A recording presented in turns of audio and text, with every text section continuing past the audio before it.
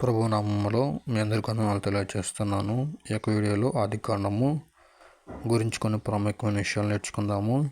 ఎవరు రాశారు, ఎప్పుడు రాశారు, ఎన్ని అధ్యాయాలు ఉంటాయి, ఎన్ని వచనాలు ఉంటాయి, ఆదికాండం అంటే అర్థం ఏంటి, ఎవరు ప్రాముఖ్యమైన వ్యక్తులు, ప్రాముఖ్యమైన ప్రాంతాలు ఏంటో ఈ యొక్క వీడియోలో మనం తెలుసుకుందాము.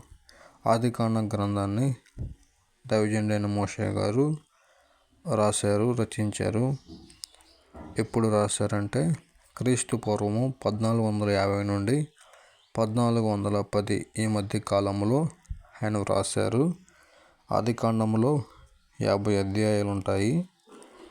1553 వచనాలు ఉంటాయి. ఆదికాండము అంటే అర్థము ఉత్పత్తి. ఆదికాండంలో ముఖ్యమైన వ్యక్తులు ఆదాము, అవ్వ, కయోను, హేబెలు, నోవాహు, అబ్రహాము, ఇస్సాకు, యాకోబు, యోసేపు. ఆదికాండంలో ముఖ్యమైన ప్రాంతాలు. ఆదికాండంలో ముఖ్యమైన ప్రాంతాలు కానాను దేశము, ఐగుప్తు దేశము, బేతేలు, హెబ్రోను, షేకెము.